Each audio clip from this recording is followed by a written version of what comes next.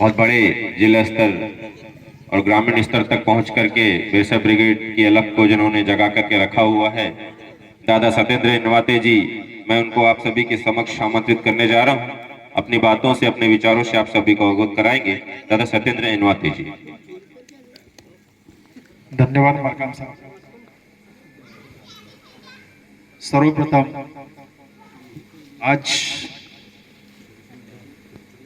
नवयुवक आदिवासी समाज संगठन खरपड़िया के जितने भी ओजस्वी जो युवा है, जो मंचों के साइड से नेतृत्व कर रहे हैं, उन सभी से निवेदन करूंगा कि काम के साथ साथ दिमाग और कान को भी खोल के रखें। सम्मानी मंच को मैं जय बिरसा एवं सेवा जोहर करूंगा, एवं जो हमारी मातृशक्ति पितृशक्ति जो सामने बैठे हैं, आप सभी को मैं सेवा जोहर करता हूं। भाई साहब ने, मरकाम जी ने नाम बताया मुजरा, मैं लिखता हूं सत्येंद्र इनवाती और वर्तमान में एक छोटा सा कार्य करता हूं, जिला अध्यक्ष बिरसा ब्रिगेड भारत का। साथियों, कार्यक्रम आप लोग ने जो संचालित किया हुआ था, महज 2 बजे से कार्यक्रम का आपने एक शेड्यूल टाइम तैयार किया था। मैं आप लोगों के ग्राम खरपड़िया पे 4 बजे पहुंच चुका था, किंतु आप लोगों का बिजी शेड्यूल के कारण व्यवस्था नदारद थी। हम उसके लिए भी खेद नहीं, कोई टेंशन की बात नहीं है, किंतु सिचुएशन आज हमारे साथ में परिस्थितियां विपरीत है, और इस विपरीत परिस्थितियों को समझने के लिए आप लोग प्रतिवर्ष ये नवयुवक टीम यहाँ पे कार्यक्रम को आयोजित करती है। कार्यक्रम को आयोजित कर लेना, डेकोरेशन लगा लेने का, डीजे में प्रभात फेरी कर लेने का, डीजे में नाच लेने का और भरपेट खाना खा लेने का, इससे काम नहीं चलेगा।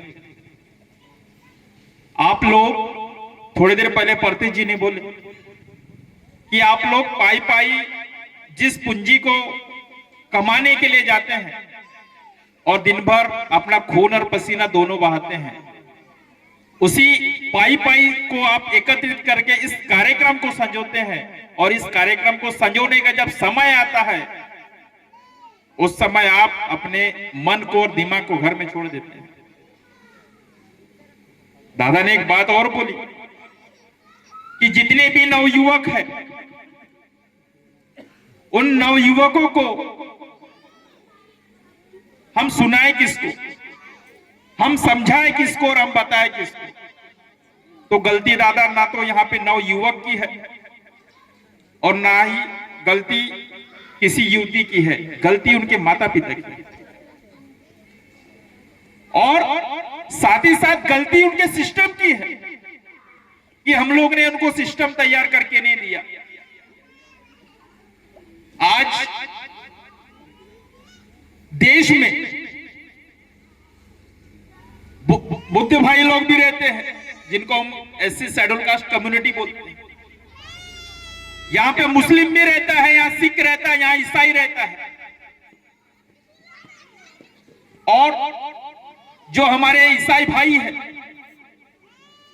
प्रतिदिन एवं सप्ताह के 7 दिन,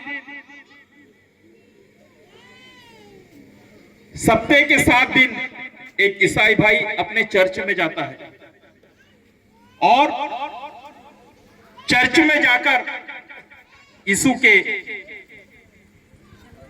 प्रार्थना करता है। उनका पर्टिकुलर अपना एक ग्रंथ है जिसका नाम है, कौन बताएगा? बाइबल है। बाइबल ईसाइयों के पूरे भारत में बड़े बड़े यूनिवर्सिटी है, जिसको हम महाविद्यालय बोलते हैं, विश्वविद्यालय बोलते हैं, उनके स्कूल है। उनका बच्चा रविवार के दिन तैयार होकर के बाइबल लेकर के पढ़ने के लिए जाता है, और उनके पास में सिस्टम है। उसी प्रकार आप लोगों के गांव में रहने वाला मुस्लिम भाई, उनके पास भी एक ग्रंथ है, उसका नाम है कुरान शरीफ। उस कुरान शरीफ को लेकर के मस्जिद में जाते हैं और उनके बच्चे प्रतिदिन नमाज को पढ़ते हैं। जुम्मा के जुम्मा जाकर के मदरसा में पूरा मुस्लिम समाज, चाहे वो कबाड़ी बिनने वाले से लेकर के क्लास 1 ऑफिसर क्यों ना हो, वो मस्जिद में जाकर के नमाज जरूर पढ़ेगा शुक्रवार के दिन। जितने भी कबाड़ी बिनने वाले लोग हैं, जितने भी बड़े बड़े अधिकारी कर्मचारी लोग हैं, अपने घर के टेबल में एक दान पत्र रखते हैं और सप्ताह के सप्ताह मस्जिद में ले जाकर के चढ़ाते हैं।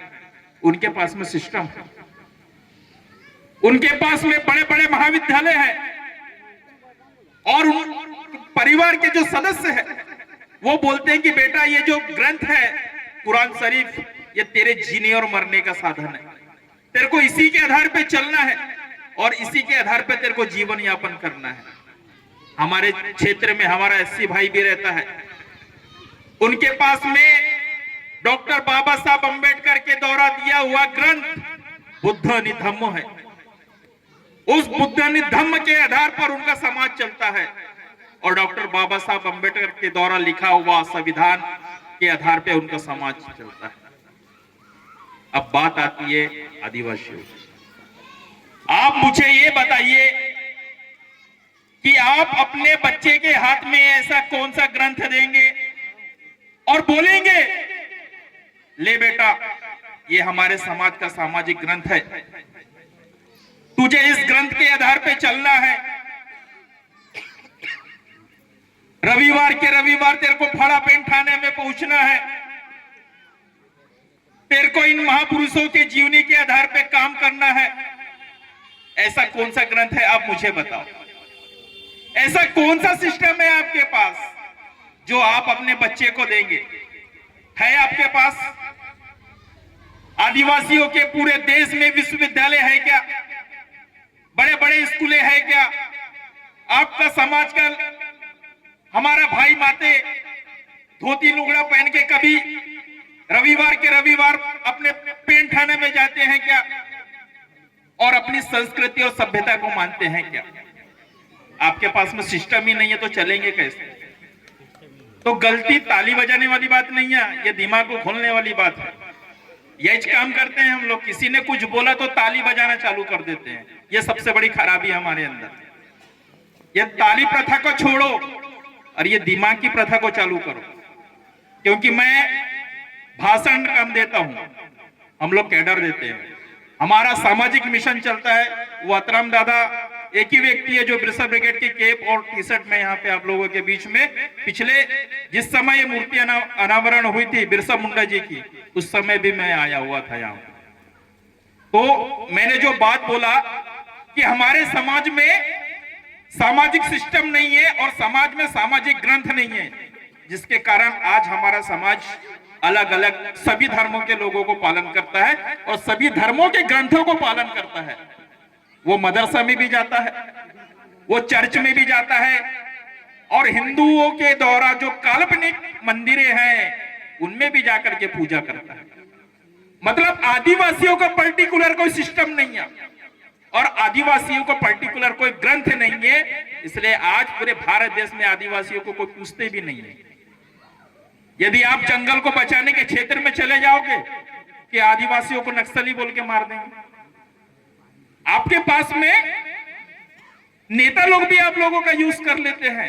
कारण उसका यह है कि हमारे समाज में सामाजिक संगठन तो ढक बन गए हैं और वो सामाजिक नहीं है, वो जातिगत संगठन बन गए हैं। गोंड ने अपनी अलग दुकान चलाता है, प्रधान के 10 संगठन चलते हैं, कोरकू के अलग संगठन है, उधर भीलवाना से भीलवाल के अलग संगठन चलते हैं। मध्य प्रदेश पूरे देश में आदिवासी बहुलता देश है, लेकिन ये विभाजित है संगठनों, ये जातियों के छोटे छोटे टुकड़ों में विभाजित है। और ये विभाजित होने का कारण ये है इनकी सामाजिक सोच। इन्होंने कभी समाज के लिए सामाजिक सोच लाई नहीं और इसके पीछे कारण ये है कि जब भी यदि गोंड भाई के घर में यदि झगड़ा होता है और बाजू में यदि प्रधान भाई होता है तो प्रधान क्या बोलता है, अरे यार ये तो गोंड का मामला है, वो उसके जाति के लोग देखेंगे। अपन तो प्रधान है, अपन अंदर अंदर ही रहो।